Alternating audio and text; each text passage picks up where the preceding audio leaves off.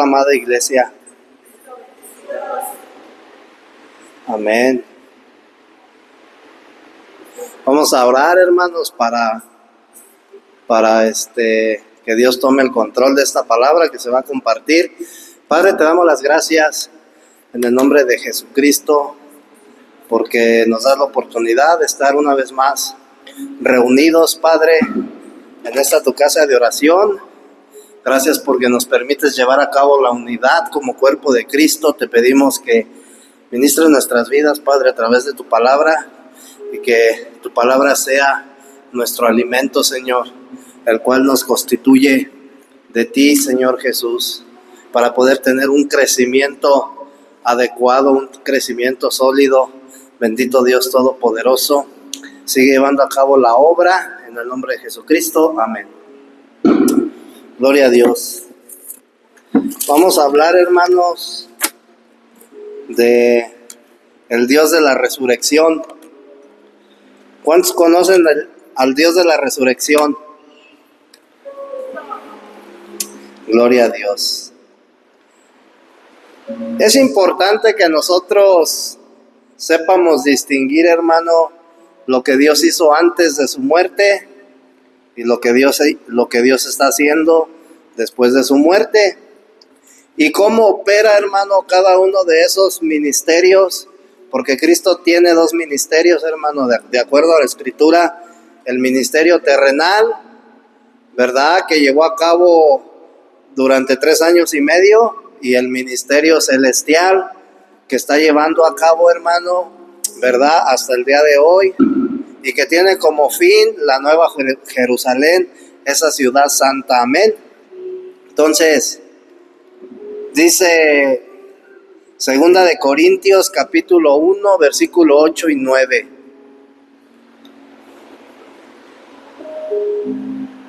Porque, hermanos, no queremos que ignoréis acerca de nuestra tribulación que nos sobrevino en Asia, pues fuimos abrumados sobremanera más allá de nuestras fuerzas, de tal modo que aún perdimos la esperanza de conservar la vida. Pero tuvimos en nosotros mismos sentencia de muerte, para que no confiásemos en nosotros mismos, sino en Dios que resucita a los muertos. Gloria a Dios. Y te das cuenta, hermano, lo que Pablo está diciendo, ¿verdad? Dice que a ellos vino una tribulación en Asia, ¿verdad? ¿Por qué? Pues porque predicaban el evangelio, y viene una tribulación a ellos, y dice que esa tribulación era tan fuerte, hermano, que ellos fueron abrumados de una manera que sobrepasó, ¿verdad?, los límites que ellos tenían. Entonces, dice que a causa de esa tribulación, ellos perdieron la esperanza de vivir. Amén. Y luego dice que tuvieron una sentencia de muerte. O sea, los encarcelaron y los sentenciaron a muerte, hermano, ¿verdad? Y dice Pablo que esto sucedió ahí al último del versículo 9, que esto sucedió para que no confiaran en ellos mismos, para que ellos no confiaran en sus fuerzas, sino para que confiaran, ¿verdad?, en Dios que resucita a los muertos. Amén. Entonces, muchas de las veces, hermano, Dios te pone en situaciones que quizás a lo mejor tú dices: no puedo, ya no puedo más. ¿Cuántos no hemos dicho, hermano, cuando estamos en un problema así bien difícil: ya no puedo más? ¿Y por qué crees que tú dices eso? Ya no puedo más. Eso quiere decir que tú estás luchando en tus fuerzas. Y como lo estás haciendo en tus fuerzas, llega el momento en que dices: ya no puedo más, ¿verdad? Y Dios, hermano, entonces nos pone a veces en situaciones para que no confiemos en nosotros, sino en aquel, dice Pablo, que resucita a los muertos. Amén. Entonces, el sufrimiento el sufrimiento, hermano, es algo que Dios asignó a cada persona en este mundo. Dios a cada persona, hermano, le asignó cierto tipo de sufrimiento o cierta cantidad de sufrimiento, ¿sí? Entonces, nadie, hermano, en esta tierra puede evitar, nadie puede evadir el sufrimiento, porque es algo que se nos fue asignado, ¿verdad? Ahora, hay personas, hermano, que creen o piensan, ¿sí?, que si nosotros somos temerosos de Dios, ¿verdad?, y lo obedecemos, no vamos a sufrir. Pero eso es algo erróneo, porque la realidad, hermano, es que muchos cristianos ahora mismo están pasando por sufrimientos, y aún los no cristianos. Mucha gente, hermano, está padeciendo en un hospital y está sufriendo. Otros están sufriendo por causa de, hubo una ruptura en una relación, la pérdida de un ser querido, porque los corrieron del trabajo, etcétera, hermano. Pero la realidad es que dentro de Cristo y fuera de Cristo, el hombre sufre. Amén.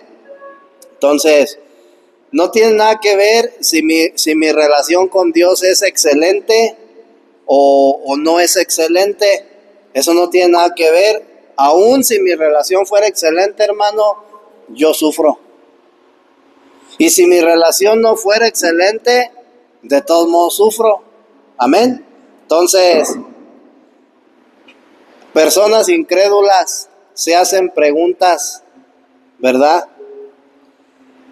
Y muchos dicen, hermano, que si verdaderamente Dios ama al mundo, ¿por qué Él permite, verdad, que la gente sufra? Muchos dicen, hermano, ¿verdad?, que si Dios ama a sus hijos, ¿por qué permite que tantos males les sobrevengan? ¿Por qué permite que sufran? ¿Verdad? Otros se preguntarán, hermano, que cómo es posible que cuanto más espirituales somos, más aflicciones o más sufrimientos vienen a nuestra vida.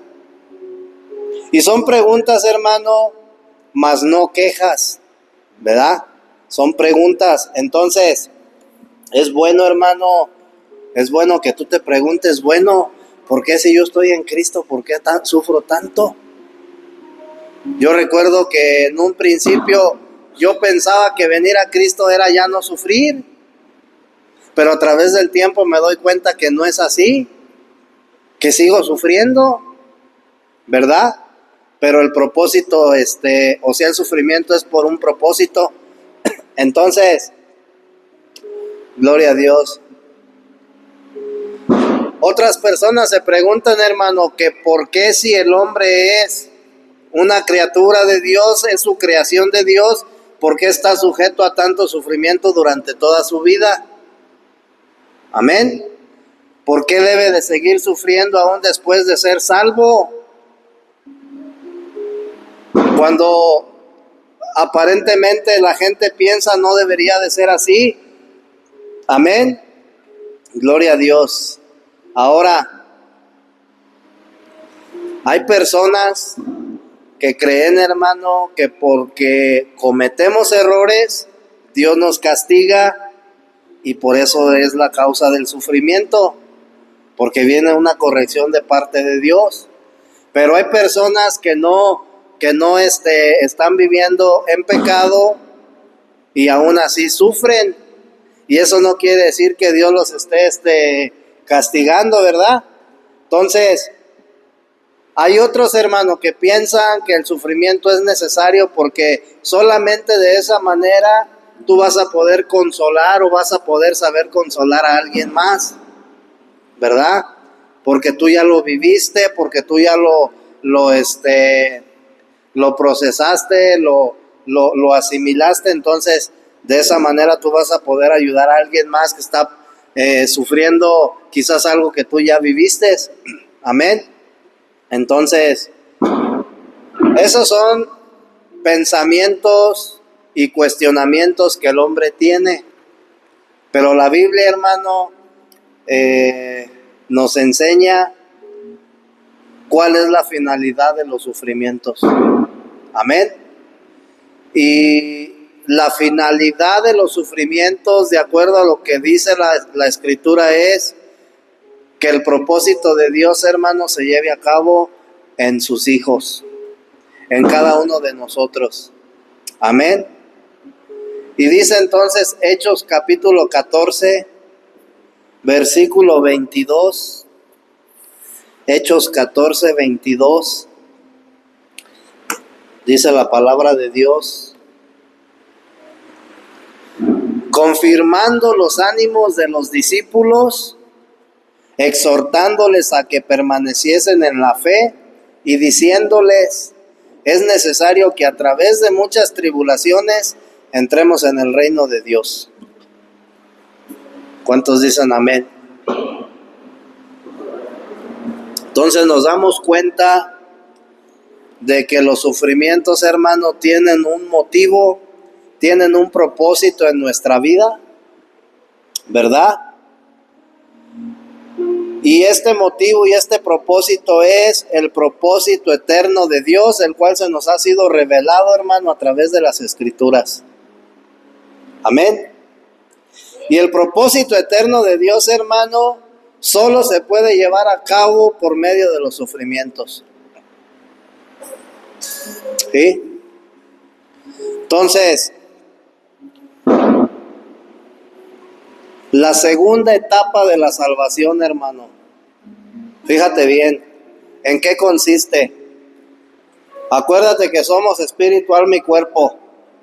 La primera etapa de la salvación tiene que ver con la regeneración, tiene que ver con la redención, ¿sí? Y tiene que ver con nuestro espíritu. Ahí es cuando tu espíritu es vivificado nuevamente. Es decir, que lo primero que Dios hace en tu vida es regenerar tu espíritu, vivificarlo, porque el espíritu estaba muerto. Y esa parte de la salvación a ti no te cuesta nada. Tú no pagas ningún precio por ella, no sufres, ¿sí? Pero la segunda etapa de la salvación, hermano, la cual tiene que ver con nuestra alma y con nuestra transformación o con nuestra santificación, en esa etapa, hermano, sí hay que pagar un precio. Y en esa etapa, hermano, sí tengo que sufrir. Porque es por medio, hermano, de los sufrimientos que nosotros somos procesados para tener un crecimiento, una madurez espiritual, ¿verdad? Que en realidad ese es el propósito de Dios, que nosotros nos desarrollemos en nuestra vida espiritual. Entonces, solamente, hermano, a través de los sufrimientos el propósito de Dios se puede llevar a cabo en tu vida. Sí, porque cuando tú vienes a Cristo, solamente una parte del propósito de Dios se ha llevado a cabo. Y para ello, Él pagó un precio en la cruz, Él sufrió, ¿verdad? Y Él fue el que derramó su sangre. Pero para la continuación, ahí ya entramos nosotros. Amén. Gloria a Dios. Entonces, Romanos 8, 28 y 29. Y fíjate lo que dice ahí Pablo, habla algo respecto al propósito, ¿verdad?, de los sufrimientos. Y él empieza diciendo en el versículo 28, y sabemos que a los que aman a Dios, todas las cosas les ayudan a bien. ¿Por qué todas las cosas? Porque cuando Pablo dice todas las cosas, hermano, se refiere a todos los procesos que vienen a tu vida, o que tú en tu trayectoria como cristiano tienes que pasar, o estás pasando, o has pasado.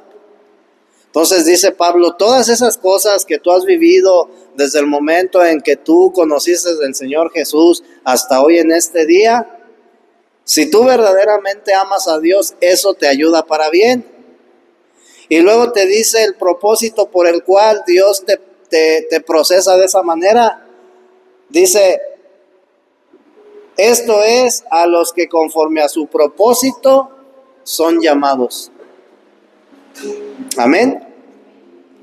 Porque los que antes conoció, también los predestinó para que fuesen hechos conforme a la imagen de su Hijo. Imagínate, hermano, que tú quieras hacer un pan sin amasar la masa. Pues no se va a poder. Tienes que amasarla 2-3 veces. O la pizza, ¿verdad? La tienes, luego hasta le dan unos garrotazos así, y le pasan el rodillo y 2-3 cosas que hacen. Entonces lleva un proceso, ¿verdad? Y luego es metida al horno de fuego, ¿verdad? Entonces, de la misma manera, hermano, para que la imagen de Cristo se forme en nosotros, hermano, ¿sí? Tenemos que ser procesados.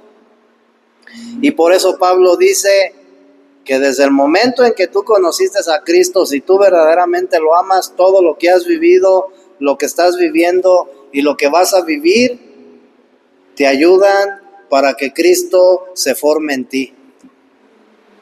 Y es para bien, porque el nuevo hombre, ¿verdad? Cristo, el cual fue depositado como semilla, como la semilla de vida en nuestro espíritu, tiene que germinar y tiene que crecer.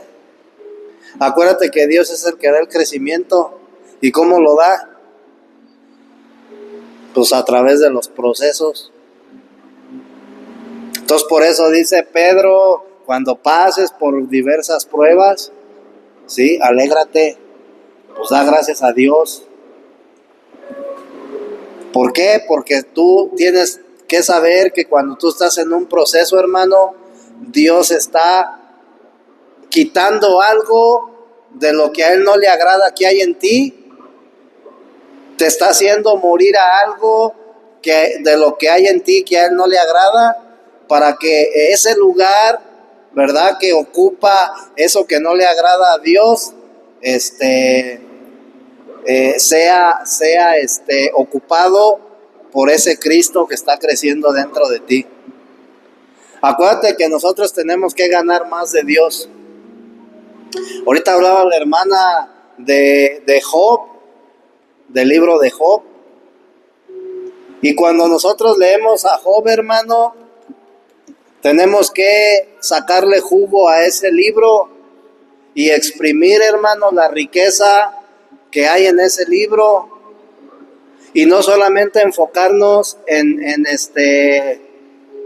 ¿cómo se dice?, en la prosperidad, porque vemos que Dios prosperó a Job, y pareciera que nada más nosotros nos enfocamos en la prosperidad, y luego llegan los profetas, hermano, y te dicen, Dios te va a multiplicar lo que el enemigo te quitó. Pero si nosotros profundizamos más en ese libro, nos vamos a dar cuenta, hermano, que el propósito de Dios no era quitarle a Job para darle más, sino era hacerlo morir, ¿sí? Reducirlo a la nada, hermano, a fin de que él pudiera ganar más de Dios, a fin de que él pudiera crecer, desarrollarse y madurar en su vida espiritual. Y en los últimos libros de Job, hermano, nosotros ya vemos a un Job diferente, un Job que habla de una manera diferente, a un Job que está lleno de Dios, que alcanzó la plena madurez en su vida espiritual, pero para eso pues tuvo que pasar todo lo que nosotros ya sabemos la historia. tuvo que ser procesado. Amén. Entonces, para que el propósito de Dios, hermano, se lleve a cabo en nuestras vidas, es necesario las pruebas, son necesarias la tribulación. Amén. Pero también es necesario que conozcamos a Dios en nuestra experiencia, o que lo experimentemos en nuestro diario vivir. Amén. No solamente como el Dios vivo, sino como el Dios de la resurrección. Ahora, gloria a Dios.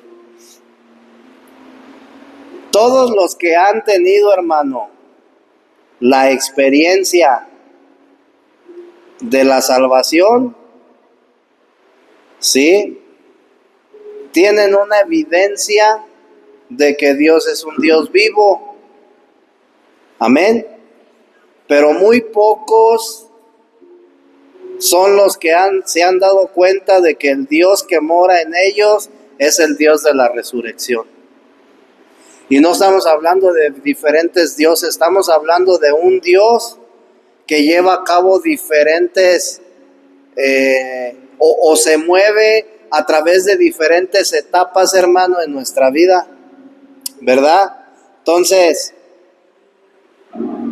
nosotros como cristianos tenemos que ver esta diferencia entre el Dios vivo y el Dios de la resurrección. Amén. Y ahorita vamos a ver unos ejemplos.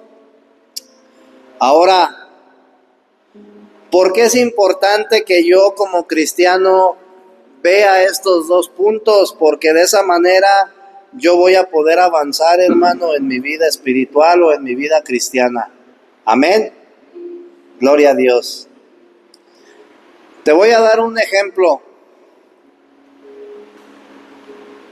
Cuando Dios se encarnó, cuando el Verbo se hizo carne, dice Juan capítulo 1, versículo 14, que el Verbo se hizo carne y hizo tabernáculo sobre los hombres, o habitó entre los hombres. Entonces, cuando el Verbo se hace carne, la encarnación de Cristo, la encarnación de Dios, hermano, tuvo repercusiones para el universo. Amén. ¿Por qué? Porque antes de la encarnación, Dios era Dios y el hombre era el hombre. ¿Sí? ¿Qué quiere decir esto? Que no había en la tierra ningún ser humano que tuviera o que poseía la vida divina de Dios. ¿Sí? No había hombre en la tierra, hermano, que tuviera un elemento divino en él. ¿Sí? Antes de la encarnación. ¿Qué quiere decir esto? Que entre Dios y el hombre había una gran distancia. Amén. Pero dice Juan, hermano, que un día el Verbo se hace carne, ¿verdad?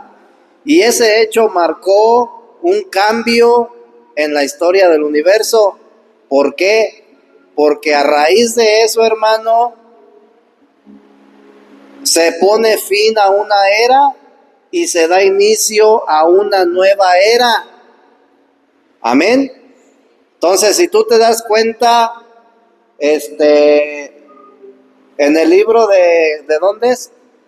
Mateo, vemos que hay un velo y ese velo es rasgado. Se da fin a la ley y se da inicio a la gracia.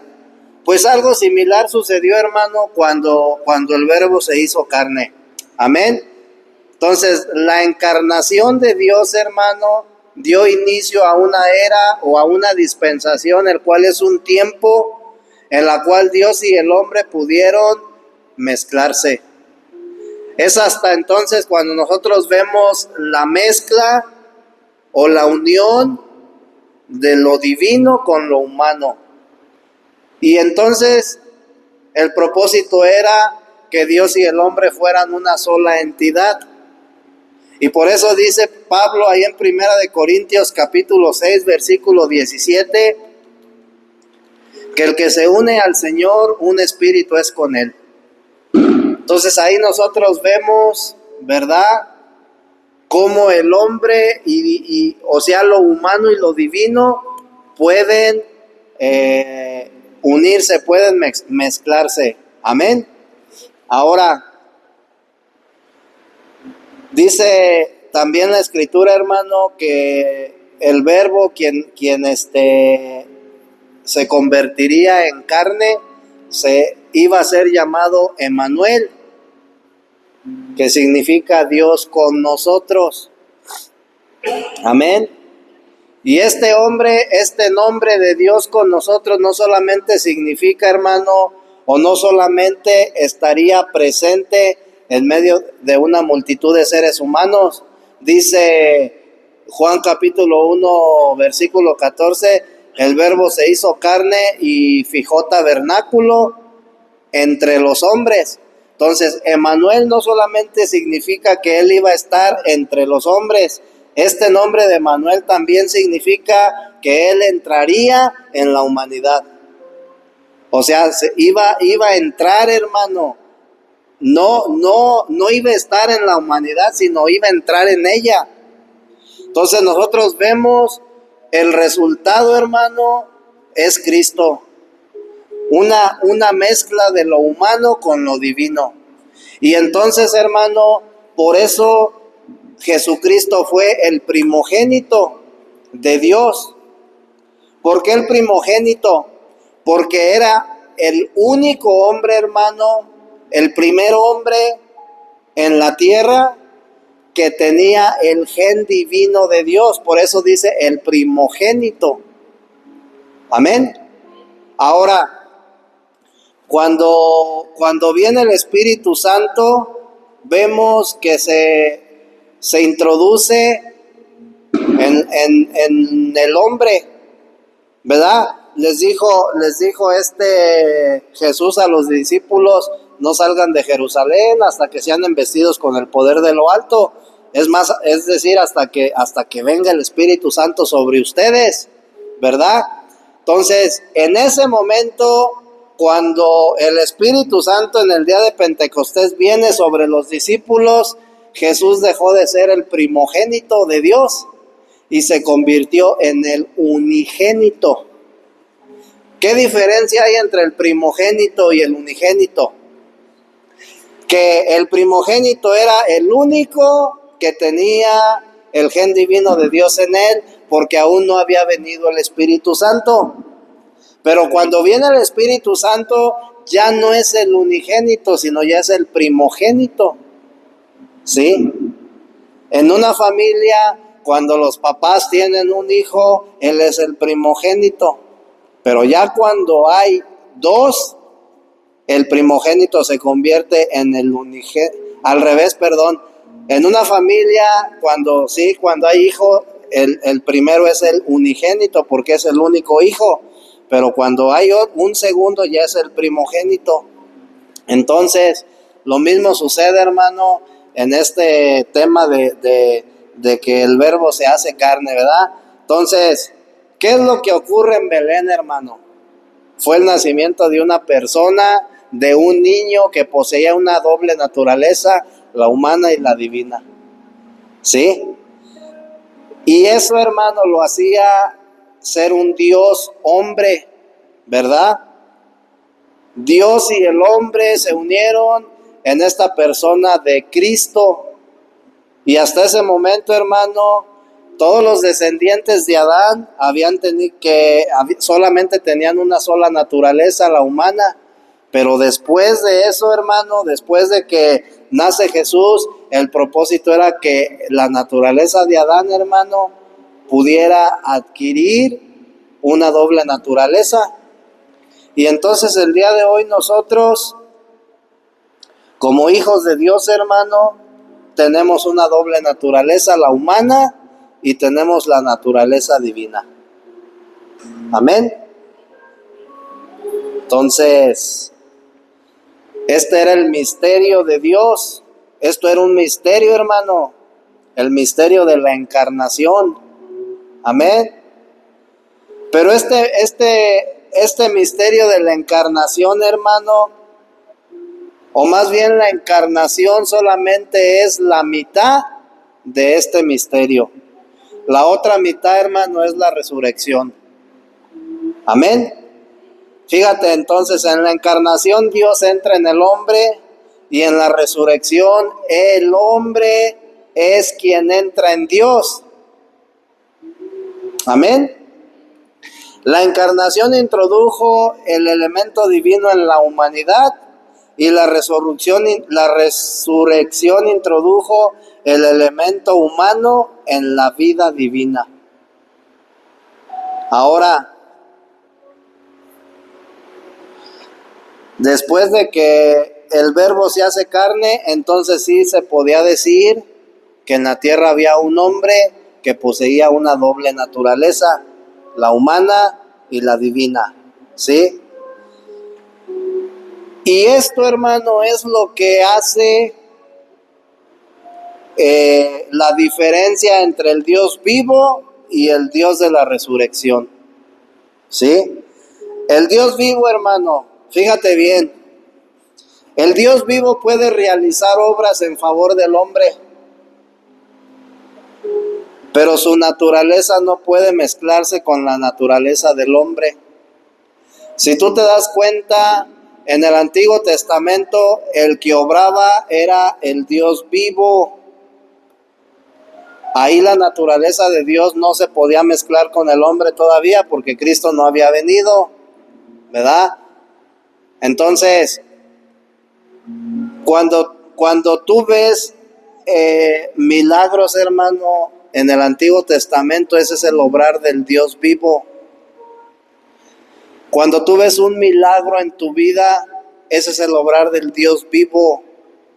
Y no tiene nada que ver con el Dios de resurrección.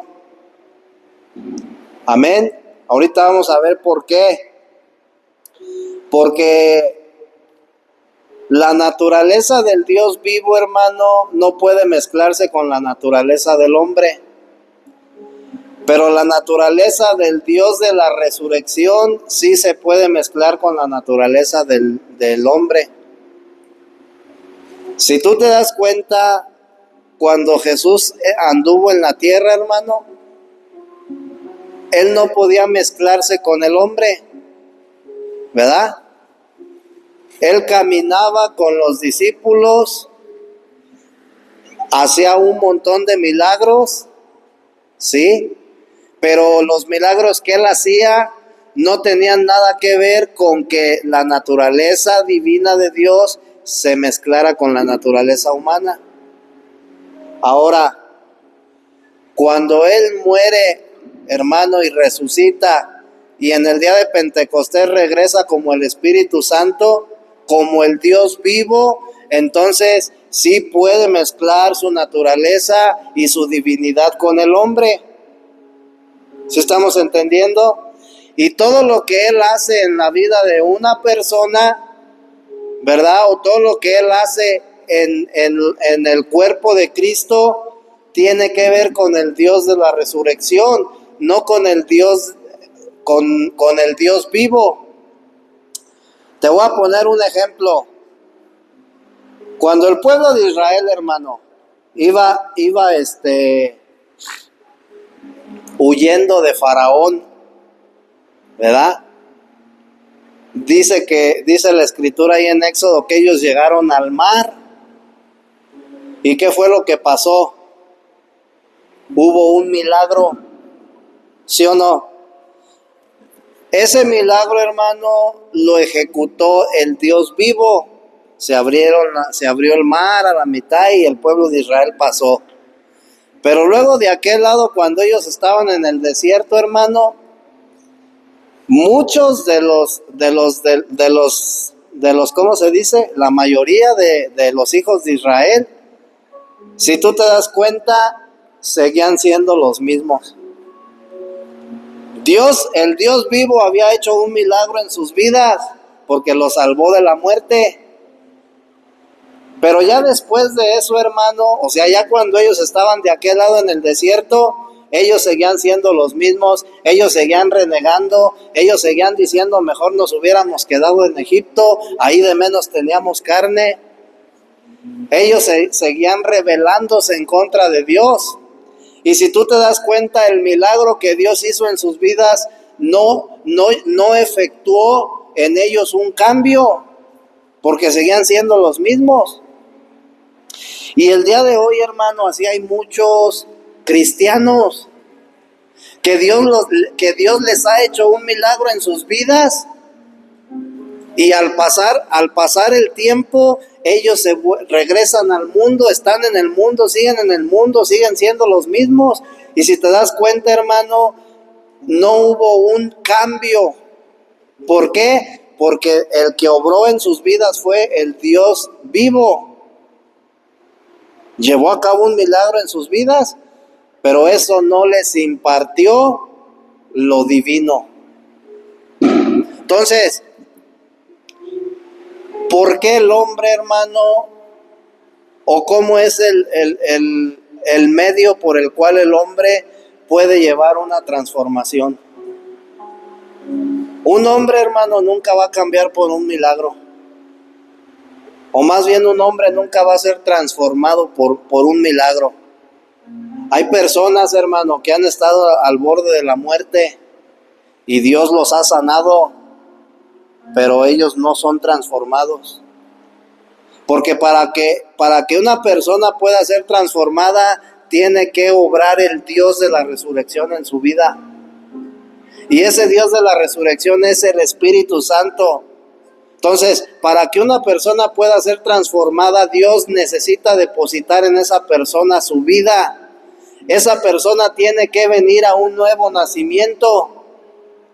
Y entonces tiene que empezar a caminar con Dios. Y cuando esa persona empieza a caminar con Dios, el obrar del Dios de la resurrección se efectúa en la vida de esa persona. Y como resultado, esa persona va teniendo una transformación.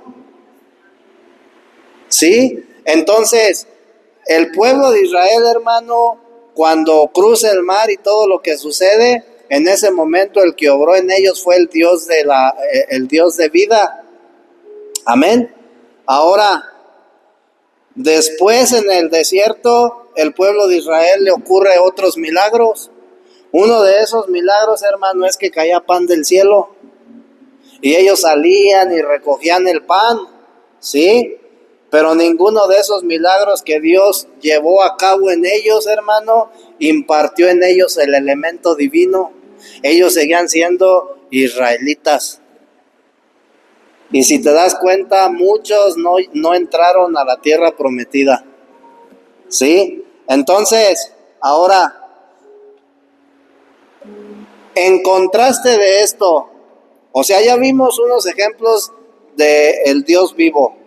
Ahora, vamos a ver el obrar del Dios de la resurrección en nuestras vidas, ¿verdad? Ya vimos que hay personas que han recibido un milagro de parte de Dios, pero ellos siguen siendo los mismos, porque el que obró en ellos fue el Dios vivo. Pero cuando el Dios de la resurrección obra en tu vida, fíjate lo que pasa. El apóstol Pablo, hermano, amén, dice Pablo, hermano, que él no solamente conoció al Dios vivo, sino al Dios de la resurrección. Y date cuenta de esto. ¿Qué fue lo que dice Pablo? ¿Qué dice en la primera escritura que leímos? ¿Sí te acuerdas cuál era?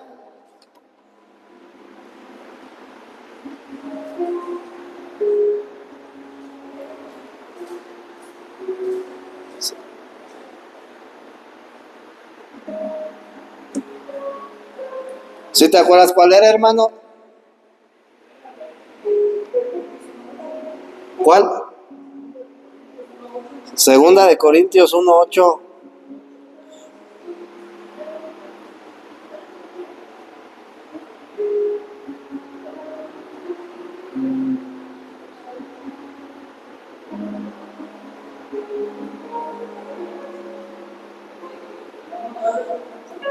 Dice, pero tuvimos en nosotros mismos sentencia de muerte para que no confiésemos en nosotros mismos, sino en Dios que resucita a los muertos. Entonces él está hablando del Dios de la resurrección, hermano. Ya no está hablando de un Dios vivo, sino está hablando del Dios de la resurrección. Entonces Pablo, hermano, experimentó tribulaciones, como en este caso él está pasando por una tribulación muy severa, y tan así era esta tribulación que dice, hermano, que fue sentenciado a muerte. ¿Sí? Entonces Pablo, hermano, pasa por tribulaciones tan severas que hasta llegó a perder la esperanza de vivir. Dice Pablo ahí en el versículo 8, dice, pues fuimos abrumados sobremanera más allá de nuestras fuerzas, de tal modo que aún perdimos la esperanza de conservar la vida. Entonces Pablo, era tanta esa tribulación, hermano, que él estaba pasando, que pierde la esperanza de vivir. Pero fue así, hermano, que él aprendió a confiar en el Dios, dice el versículo 9, que resucita a los muertos.